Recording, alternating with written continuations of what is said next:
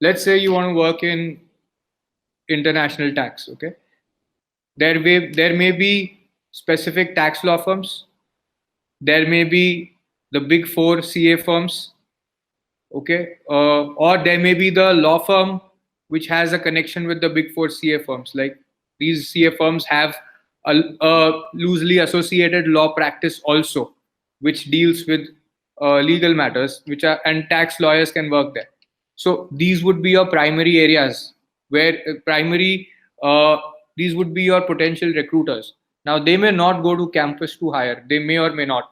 Now your job will be to actually develop certain kind of practical exposure in this kind of on the subject matter.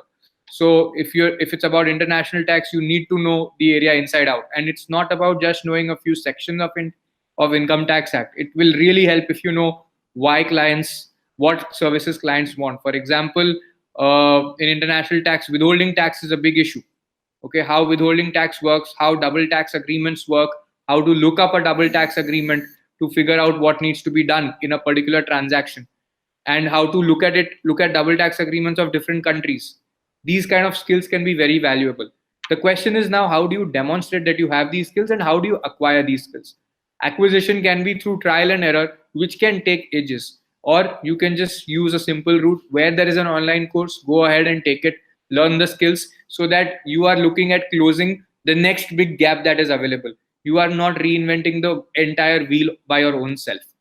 Now, once you've done this kind of a course and acquired skill sets, then the idea that you can use is to actually write practical articles, publish them online. You can publish them on iPleader's blog.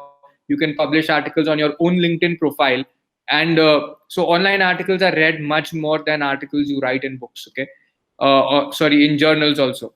And people are more likely to discover you when they Google your name and there's an online article that comes up authored by you. That really carries a lot of weight. If you hyperlink to your own article which is published online in an email to a recruiter, that will be appreciated.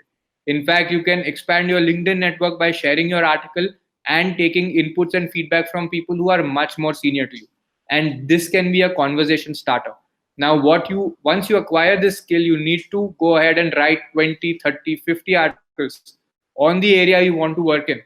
Okay, and keep sharing this with people who work in this area. And it's not such a mysterious thing right now to find out who works on what. Although you may be in law school and you are not connected to people who are 5 or 10 years more senior to you, it's very easy to find that through LinkedIn. And as you keep expanding your LinkedIn network, LinkedIn itself gives you smarter suggestions on whom you need to add. So I've seen a lot of law students not focusing on LinkedIn, but it's a good idea to focus on building your LinkedIn network. And based on that, you keep adding people, start conversations by sharing your work. Newspapers report who's worked on the biggest deals.